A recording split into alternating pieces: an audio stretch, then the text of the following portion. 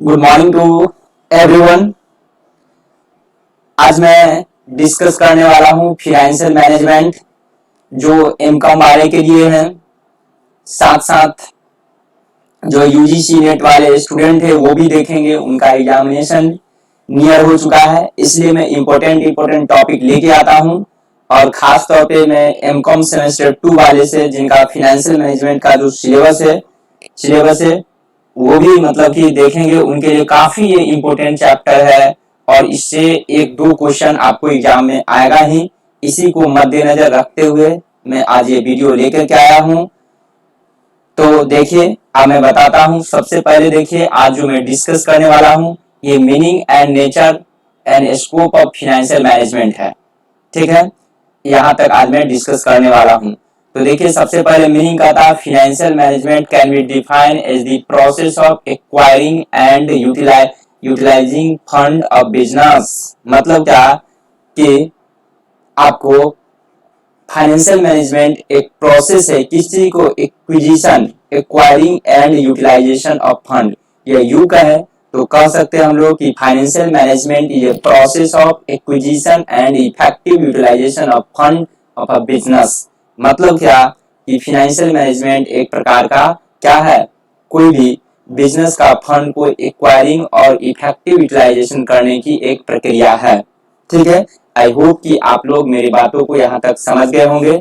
अब मैं आगे बढ़ता हूँ। दूसरी तरह से मैं कह सकता हूँ फाइनेंशियल मैनेजमेंट इज, मैं यहाँ पर बोल्ड कर दे रहा हूँ ताकि आप लोगों को क्लियर दिखाई देगा। देखिए क्या है, financial management is concern with planning, organising, directing and controlling the financial activities of business. यू कहें तो ये कह सकते हैं कि financial management is a concern with planning, organizing, directing and controlling of all the financial activities of a business is said to be financial management. I hope कि आप लोग यहाँ तक समझ गए होंगे। क्या समझे? अगर फाइनेंशियल मैनेजमेंट को डेफिनेशन देना हो तो अच्छे ढंग से देना पड़ेगा। लिखेंगे हम लोग कि financial management is the process of acquisition and effective utilisation of fund of a business. मतलब ये कि वित्तीय प्रबंधन, एक बार हिंदी में बोला हूँ, वित्तीय प्रबंध एक प्रकार का फंड का मतलब कि जो कोष है, बिजनेस की कोष को एक्वायर करने, प्राप्ति करने तथा उसको एक अच्छे ढंग से उपयोग करने की एक प्रक्रिया है। आई होप कि आप लोग मेरी बातों को यहाँ तक समझ गए होंगे। दूसरी भाषा में बोलूंगा कि वित्तीय प्रबंधक एक प्रकार के नियोजन, समन्वय तथा निर्देशन करती है कोई वित्तीय ट्रांजैक्शन को या वित्तीय स्टेटमेंट को, फाइनेंशियल एक्टिविटीज को। समझ गए? फाइनेंशियल एक्टिविटीज बोले तो जो मॉनेटरी टाइप का होती है। ठीक है, इसलिए मैं कह सकता हूँ, यहाँ पर डेफिनेशन है फाइनेंशियल मैनेजमेंट ये concern with planning, organising, directing and controlling the financial activities of a business. I hope कि आप लोग यहाँ तक समझ गए होंगे। अब मैं आगे बढ़ता हूँ। फिर देखिए यहाँ कहता है financial management is very important to every types of organization. It refers to that part of a managerial activities concerned with the procurement and utilization of fund for business purpose in the words of Howard and Upton ji को कहना था। यहाँ तक आप लोग समझ पा रहे होंगे। अभी जो मैं बताया ये पैराग्राफ कि मतलब financial management is very important to every types of organisation. मतलब क्या मैं यू कहे और इसमें जोड़ करके लिखना है, चूंकि लिखना है तो इसलिए मैंने टू दी पॉइंट लिखा हूं। आप कैसे लिखेंगे देखिए, कहता फाइनेंशियल मैनेजमेंट इज, ये भी आप जोड़ेंगे कि financial management is a life blood of a business. Finance is a life blood of a any types of a business. ठीक, उसका फिर कॉमा देकर लिखेंगे financial management very important to every types of organisation whether trading concern और manufacturing concern. क्या लिखे देखिए, लिखने की मैं तरीका बता रहा हूँ। ये डेफिनेशन स्टैटिक तो लिखी हुई है नहीं, और साथ आप लोग देखिए कैसे लिखेंगे, यहाँ से जोड़ेंगे। वो तो पैराग्राफ डेफिनेशन दे दिया, आप लिखेंगे कि financial management is a life blood of any types of a business organisation and it is a very important to every type of a organisation. ठीक है, साथ ही साथ लिखेंगे it refers to that part of a managerial activity concerned with the procurement and utilization of fund for business purpose in the, ये तो इसका है, हावर्ड एंड ऑप्टन जी को का नाम था। यहाँ तक समझ गए? ठीक है, क्या समझे? कि लिखेंगे कि फाइनेंशियल मैनेजमेंट या कहेंगे finance is a life blood of any type of organisation, whether trading concern और मैन्युफैक्चरिंग कंसर्न। समझ गए? ट्रेडिंग कंसर्न में बहुत सारी कंसर्न होती है, उसका नेम अगर इच्छा है तो 2-4 नेम भी आप डाल देंगे, ट्रेडिंग कंसर्न और मैन्युफैक्चरिंग कंसर्न, चाहे मैन्युफैक्चरिंग कंसर्न बिग कंसर्न हो या स्मॉल कंसर्न हो, ट्रेडिंग कंसर्न में भी बिग कंसर्न हो या स्मॉल कंसर्न हो, चाहे वेदर वो पब्लिक यूटिलिटीज कंपनी हो, चाहे वो एक service provider company trading company हो, चाहे वो गुड्स को ट्रेडिंग करता हो, चाहे वो इंपोर्ट का बिजनेस करता हो या वो एक्सपोर्ट का बिजनेस करता हो। ठीक है, आई होप कि आप लोग यहाँ तक मेरी बातों को समझ गए होंगे। अब मैं आगे बढ़ता हूँ। ठीक है, ओके, मैं आगे बढ़ रहा हूँ। फिर आगे कहता 10 financial management is concern with कहता लिखे estimate of the fix and working capital requirement. ये क्या करता है, एक अनुमान लगाती है fix and working capital requirement, जो भी हमारे बिजनेस का जो वर्किंग कैपिटल का जो रिक्वायरमेंट होती है उसको, और फिक्स मतलब कि हम लोग को अनुमान लगाती है कि एस्टिमेशन करती है fix and working capital requirement. हम लोग को जो रिक्वायरमेंट होती है चाहे वो फिक्स का या वर्किंग, फिक्स बोले तो हम लोग जब बिजनेस स्टार्ट करते हैं तो land building plant machinery purchase करनी पड़ती है। दूसरा हम लोग को ये रिक्वायरमेंट पड़ती है वर्किंग कैपिटल का, वर्किंग में जैसे कुछ स्टॉक्स रखनी पड़ती है, कैश इन हैंड रखनी पड़ती है, कैश एट बैंक होती है, साथ साथ WIP वर्क इन प्रोग्रेस, अगर कोई मैन्युफैक्चरिंग कंसर्न है तो work purchase of raw material, उसके बाद WIP वर्क इन प्रोग्रेस, उसका फर्दर प्रोसेसिंग करने का फिनिश गुड्स होती है, उसके बाद डेटर्स होती है, बिल्स रिसीवेबल होती है, ETC इसमें आ जाती है। ठीक है, आई होप कि आप लोग यहाँ तक समझ गए होंगे। दूसरा कहता है फॉर्मुलेशन ऑफ कैपिटल स्ट्रक्चर, ये कैपिटल स्ट्रक्चर की फॉर्मुलेशन करती है। ठीक है, कैपिटल स्ट्रक्चर के बारे में बता दूं क्योंकि आप लोग इसके बारे में भी फिर लिखना है। क्या the financial management is a concern with estimation of fix and working capital requirement, पहला। सेकंड में लिखूंगा formulation of capital structure. Capital structure बोलूं तो उसके बारे में फिर आपको लिखना पड़ेगा। कैपिटल स्ट्रक्चर को कह सकते हैं कैपिटल स्ट्रक्चर ये combination and mix of various types of capital like equity share, debenture, preference share, bond, borrowing, loan, etc. ये हो गया कैपिटल स्ट्रक्चर। मतलब कि कैपिटल स्ट्रक्चर का मतलब कैपिटल जो आपको टोटल कैपिटल है, मतलब जो बिजनेस का जो टोटल कैपिटल होती है उसमें क्या क्या इंक्लूड होती है उसी को बोला गया स्ट्रक्चर। बनावट आपको कैपिटल क्या क्या लगा हुआ, तो डिवेंचर है, इक्विटी है, प्रेफरेंस शेयर है, बोरोइंग है, लॉन्ग टर्म लोन है, etc. है। ठीक है, आई होप कि आप लोग मेरी बातों को यहाँ तक समझ पा रहे होंगे। ठीक है, फिर मैं बताता हूँ सी पॉइंट में लिखे कहता है, सी पॉइंट में कहता है procurement of fix and working capital, कहता प्रोक्योर करती है फिक्स एंड वर्किंग कैपिटल। एक होता है कि एक्विजिशन, प्रोक्योरमेंट मतलब कि रिसीव करती है फिक्स एंड वर्किंग कैपिटल को, साथ साथ मैनेजमेंट ऑफ अर्निंग, अर्निंग को भी मैनेज करती है कि मतलब कि बिजनेस का मेन ऑब्जेक्टिव या मेन जो ऑब्जेक्ट होती है अपना प्रॉफिट को मैक्सिमाइजेशन करना। क्योंकि किसी भी ऑर्गेनाइजेशन, किसी भी बिजनेस कंसर्न, चाहे वो ट्रेडिंग कंसर्न हो, चाहे मैन्युफैक्चरिंग कंसर्न हो, सभी का मेन मोटिव होता है अपने बिजनेस का प्रॉफिट को मैक्सिमाइजेशन करने का। आई होप कि आप लोग यहाँ तक समझ गए होंगे। एक बार मैं फिर से चला हूँ, आप लोग क्या समझे कि फाइनेंशियल मैनेजमेंट को आप यूं कहे तो कह सकते हैं कि फाइनेंशियल मैनेजमेंट ये process of acquisition and effective utilisation of fund of a business. मतलब कि फाइनेंशियल मैनेजमेंट एक प्रक्रिया है। क्या समझे, फाइनेंशियल में जो हिंदी में, उनके लिए मैं अब हिंदी में बोला हूँ, वित्तीय प्रबंध किसी भी फंड जो कोष की प्राप्ति करने तथा उसको एक इफेक्टिव उपयोग करने की एक प्रक्रिया है। साथ ही साथ लिखेंगे वित्तीय प्रबंध जो है, वित्तीय प्रबंध किसी भी सभी वित्तीय लेन देनों को नियोजन कर, संगठित कर, उसको निर्देशन कर, मतलब कि उस पर प्लान बनाती है, साथ साथ उसको कंट्रोल करती है। मतलब वित्तीय प्रबंध इसलिए कहा गया financial management is a concern with planning, organising, directing and controlling the financial activities of business. क्या समझे, यहाँ तक आई होप कि आप लोग समझ गए होंगे मेरी बातों को। Financial management is concerned with planning, organizing, directing and controlling the financial activities of business। यहाँ तक समझ गए। उसका फिर हम लोग लिख देंगे कि finance is a life blood of any type of organisation and is a very important of any types of organisation, whether trading concern, manufacturing concern and whether even big or small concern.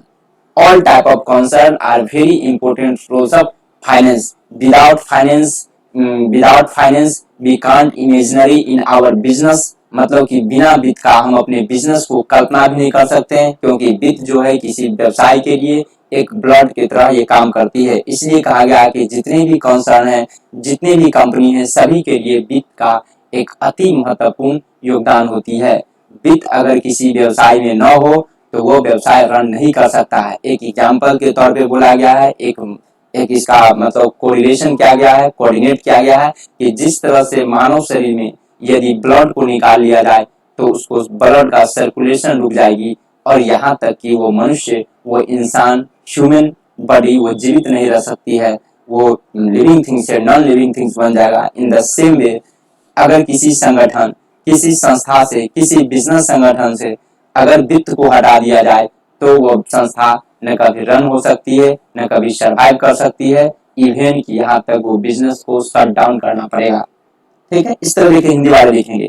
इसलिए कहा गया वित्तीय प्रबंध जो होता है किसी भी व्यवसायिक संस्था के लिए वो ब्लड की काम करती है।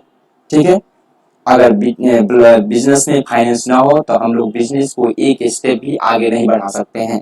चूंकि हमारे पास कैश अवेलेबल होगा तो उसी कैश के थ्रू अपने बिजनेस का सारा रॉ मटेरियल परचेज करूंगा, कोई भी लेबर को पेमेंट करूंगा, कोई स्टाफ को सैलरी पेमेंट करेगा, वर्कर को लेबर पे करनी पड़ेगी, जितने भी कैरेज एक्सपेंस है, रूम रेंट है, etc all type of expense हम लोग कैश के थ्रू ही पेमेंट करते हैं या चेक के थ्रू। तो जब भी है तो घुमा फिरा करके कहिए चेक वगैरह जो भी बिल्स रिसीवेबल सब तो कैश से ही घुमा फिरा करके ताल्लुक रखता, कोरिलेशन रखता। आई होप कि आप लोग मेरी बातों को यहाँ तक समझ गए होंगे। मैं आगे बढ़ता हूँ। इसलिए फिर कहता है फाइनेंशियल मैनेजमेंट ये कंसर्न, देखिए यहाँ तक आइए, कहता है फाइनेंशियल मैनेजमेंट कंसर्न, ठीक है, with estimation of fix and working capital requirement, formulation of capital structure, procurement of fix and working capital and management of earning. I hope कि आप लोग यहाँ तक समझ गए होंगे। अब मैं डिस्कस कर रहा हूँ कैरेक्टरिस्टिक्स। कैरेक्टरिस्टिक्स देखिए यहाँ पे दिया हुआ है, कैरेक्टरिस्टिक्स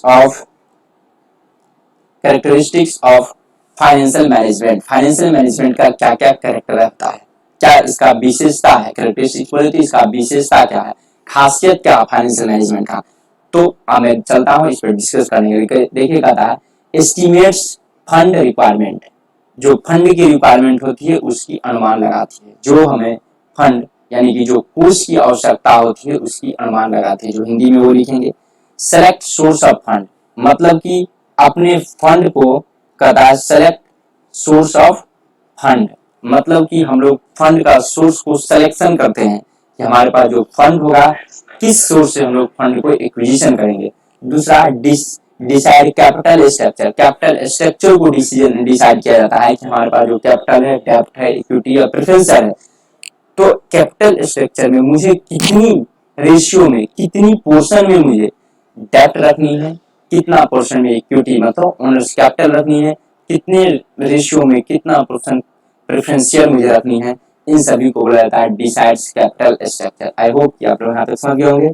अब मैं चलता हूँ सिलेक्ट इन्वेस्टमेंट पैटर्न, यानी कि इन्वेस्टमेंट का पैटर्न को सिलेक्शन की जाती है, मतलब कि इन्वेस्टमेंट का पैटर्न जो हुआ कि जो हम लोग इन्वेस्टमेंट करने चलेंगे वो किस तरह से, जैसे कैपिटल बस्टिंग का यहाँ पर उपयोग हो जाती है, कैपिटल बस्टिंग और वर्किंग कैपिटल कह सकते हैं यहाँ पर इन्वेस्टमेंट पैटर्न में आती है। ठीक है, मतलब कि कैपिटल इन्वेस्टमेंट मतलब सिलेक्ट इन्वेस्टमेंट पैटर्न, मतलब इन्वेस्टमेंट जो करनी है किस पैटर्न में करनी है, कहाँ पर कितने पैसे लगानी है, कहाँ पे। चूंकि कैपिटल बस्टिंग में शायद आप लोग पढ़े होंगे कि कैपिटल बस्टिंग ये long term planning of A capital expenditure for a fix assets, ठीक है, वो आपको कैपिटल बस्टिंग आता है। साथ ही साथ इसका मेन एक कैरेक्टरिस्टिक था capital budgeting, it is irreversibility.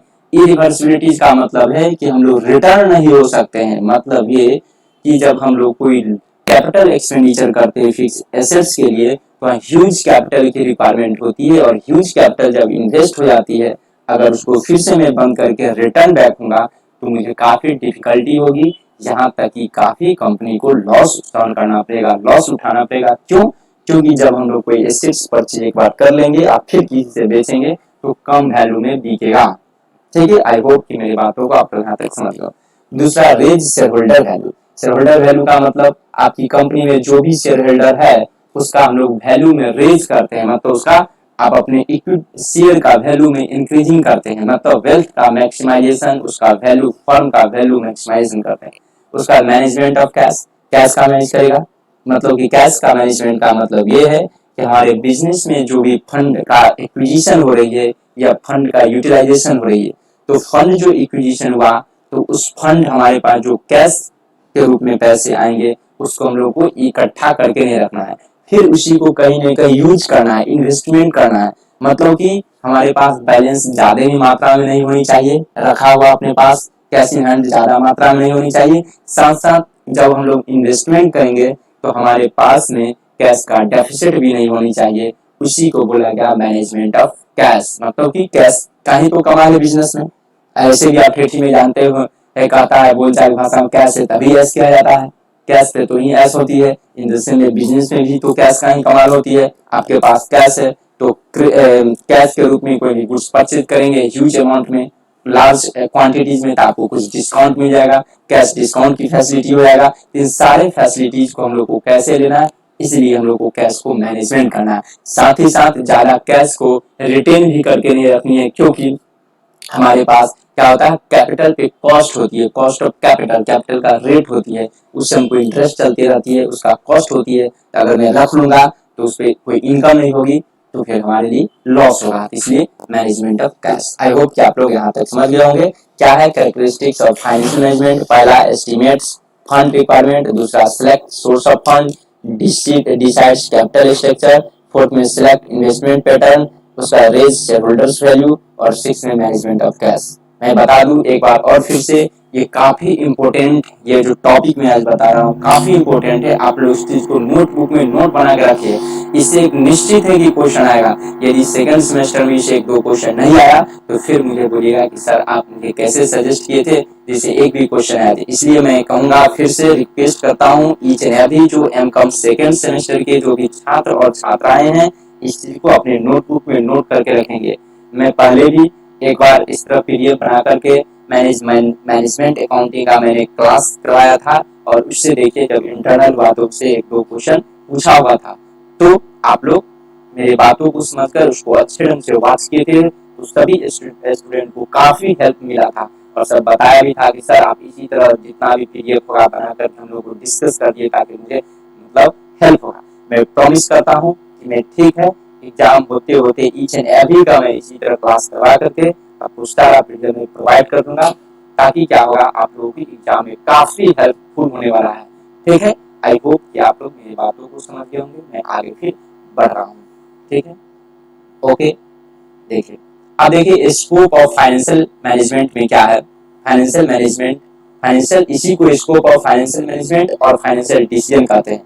तो देखिए आप लोग शायद जानते भी होंगे फाइनेंशियल स्कोप जो है फाइनेंशियल मैनेजमेंट का क्या, या देखिए फाइनेंशियल मैनेजमेंट का जो आपको मैं बता रहा हूँ जो स्कोप है, और इसी को फाइनेंशियल डिसीजन, शायद आप लोग पढ़े होंगे कि फाइनेंस का 3 डिसीजन है। There are 3 decision in financial management. First decision आपको आती है इन्वेस्टमेंट डिसीजन, सेकंड आता है फाइनेंसिंग डिसीजन, तीसरा आता है डिविडेंड डिसीजन।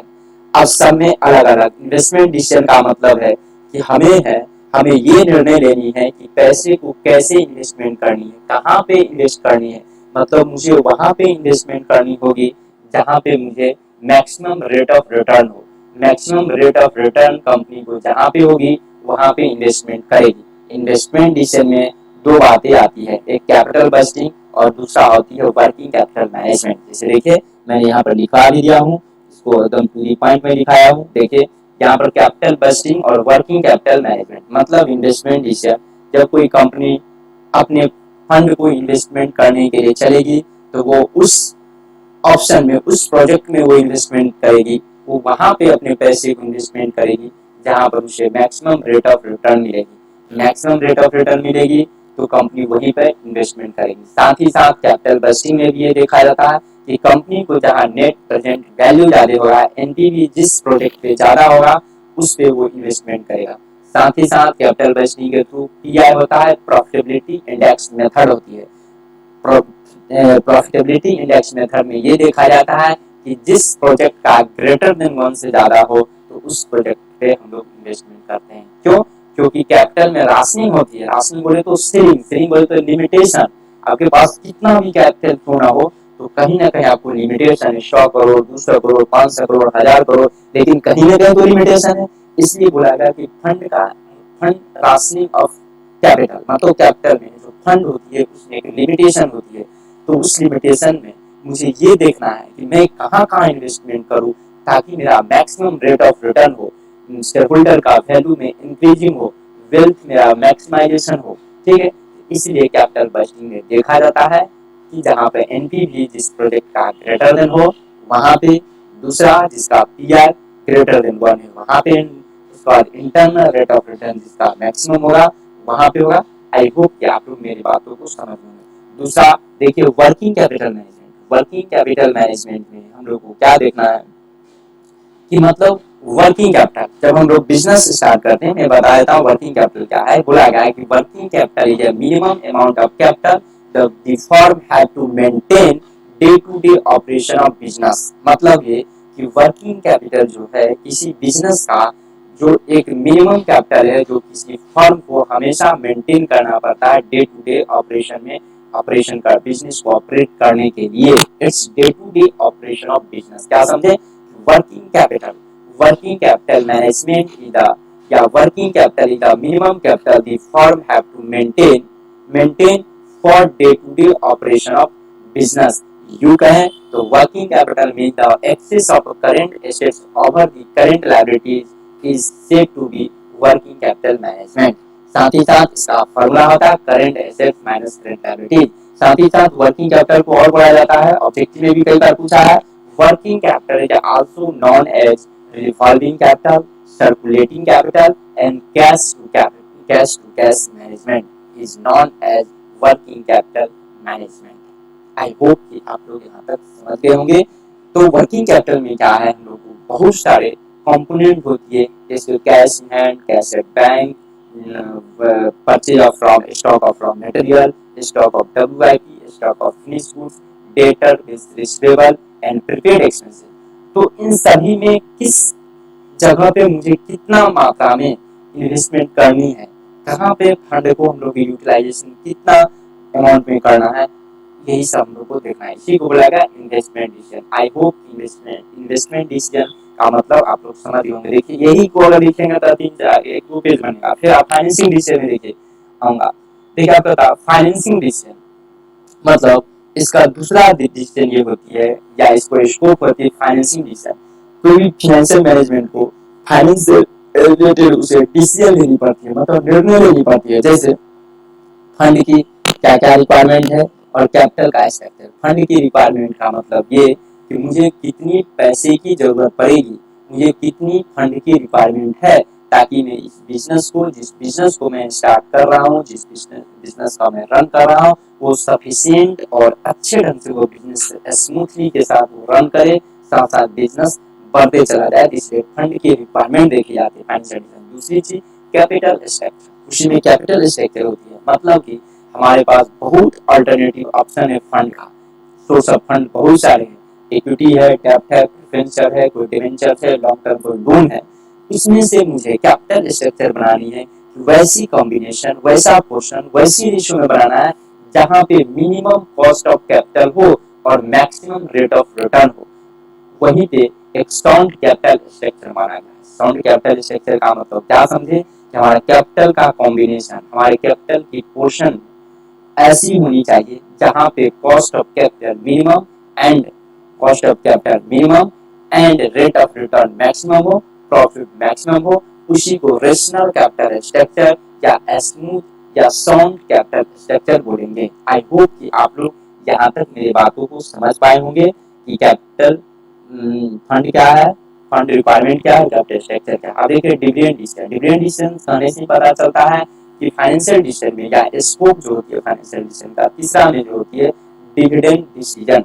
मतलब डिविडेंड की रिगार्डिंग कंपनी जो डिसीजन लेती है कि मुझे कब डिविडेंड देनी है, कब डिविडेंड नहीं देनी है, कितना रेट से डिविडेंड देनी है, कब देनी नहीं देनी, किस रेट से देना है, कैश के साथ साथ कैश के रूप में डिविडेंड दे दूं या कोई गुड्स के रूप में दे दूं, स्टॉक के रूप में दे दूं या कुछ शेयर के रूप में डिविडेंड दे दूं, ये सारी बातों का जो डिसीजन ली जाती है उसको बोला जाता है dividend decision.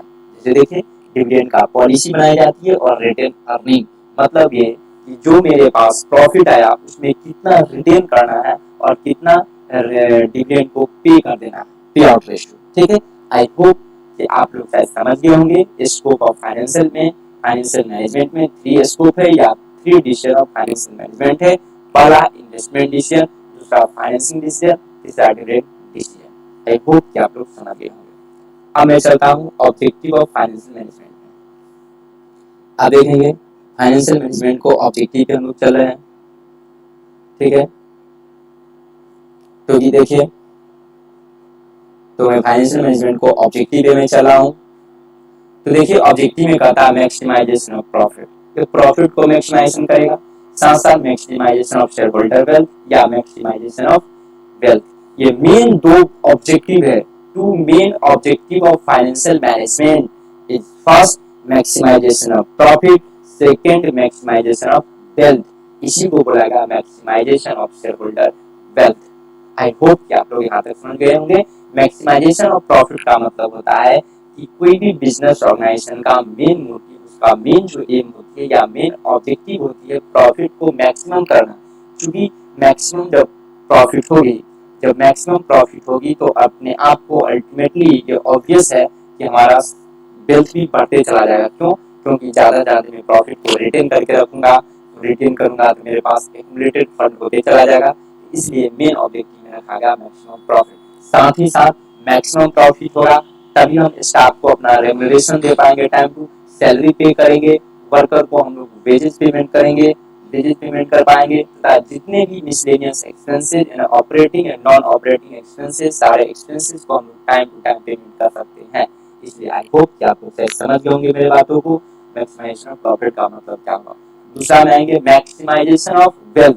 Maximisation of wealth का मतलब ये हुआ, यहाँ पे हम लोग को ये देखना है प्रॉफिट के साथ साथ, क्योंकि कोई भी फाइनेंशियल मैनेजमेंट का मेन ऑब्जेक्टिव प्रॉफिट तो मैक्सिमाइजेशन होता ही है, साथ साथ शेयर होल्डर को वेल्थ भी मैक्सिमाइज करना है, मतलब कि वैल्यू ऑफ फर्म, मतलब कि वैल्यू ऑफ फर्म करना है, मतलब कि फर्म का वैल्यू को हम लोग को बढ़ा देना है, इंक्रीज कर देना है। मतलब जो शेयर का प्राइस 10 रुपीज है वो आज 20 हो जाए, 30 हो जाए, 50 हो जाए, तो क्या होगा, शेयर होल्डर जो भी स्टेक होल्डर है हमारे बिजनेस से, हमारे ऑर्गेनाइजेशन से काफी इंटरेस्ट लेगा और क्या करेगा, वो पैसे को इन्वेस्टमेंट करेगा, हमारे कंपनी ग्रोथ करते चली जाएगी।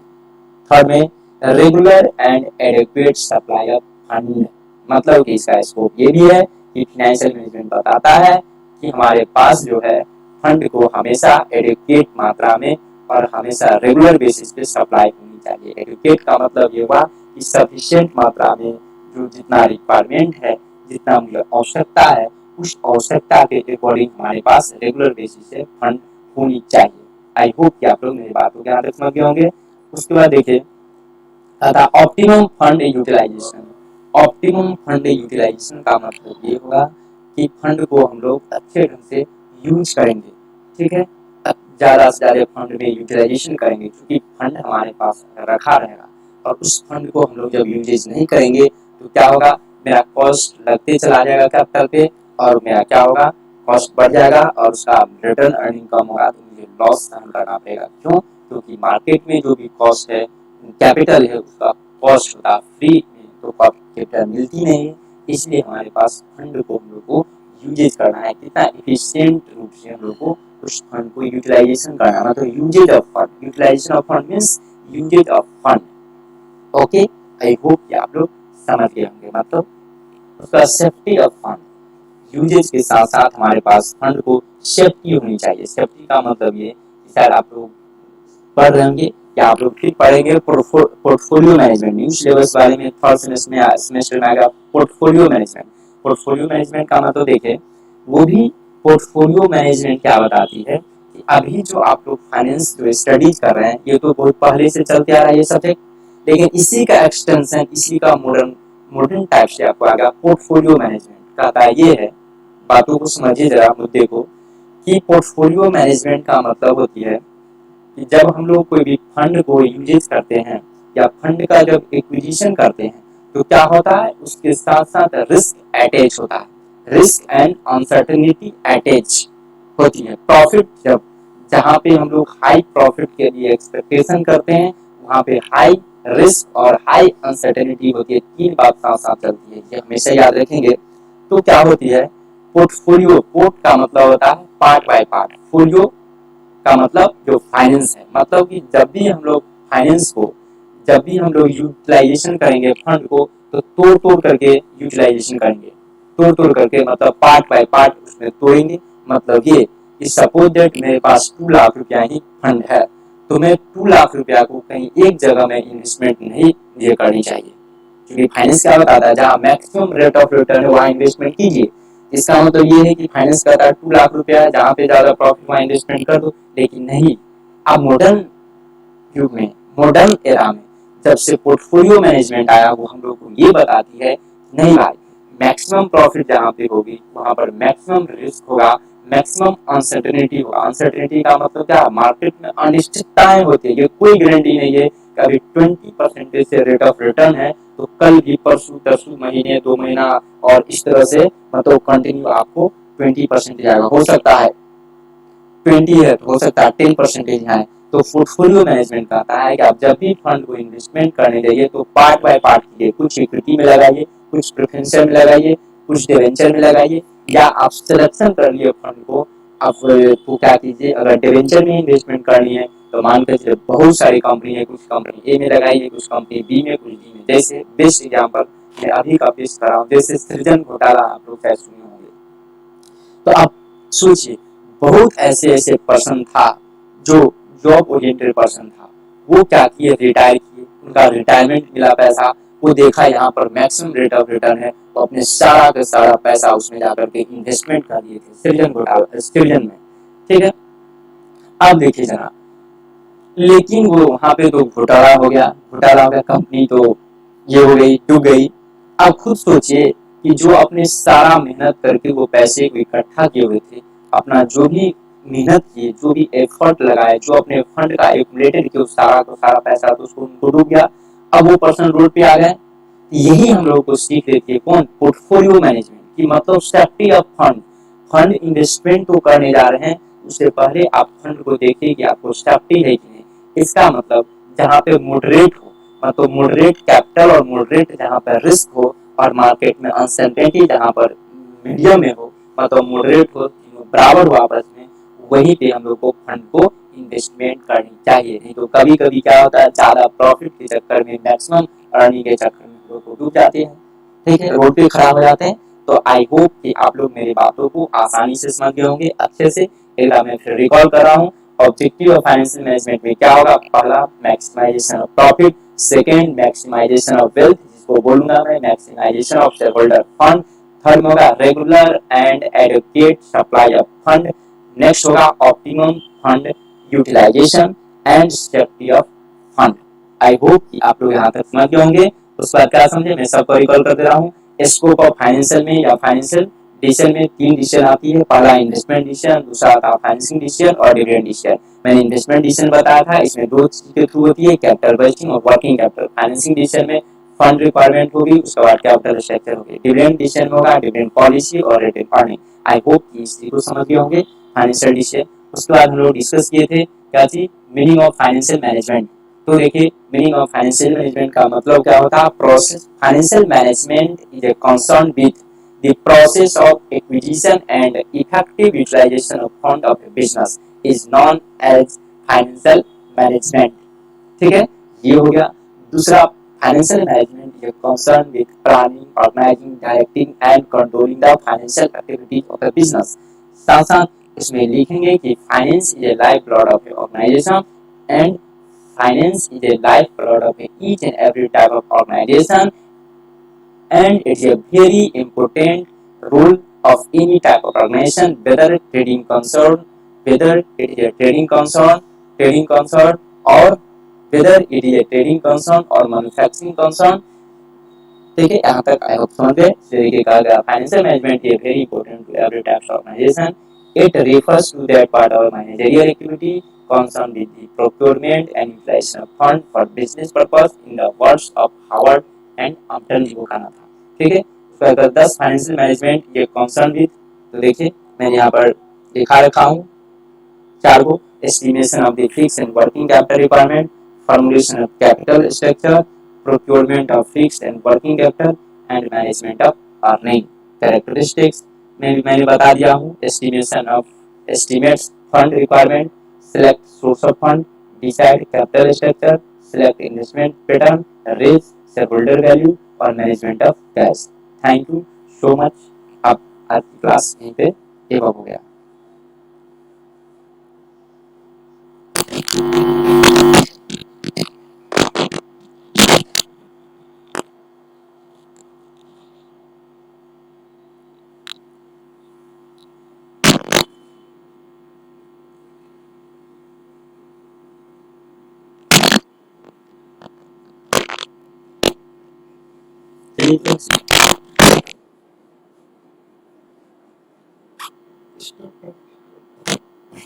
Stop.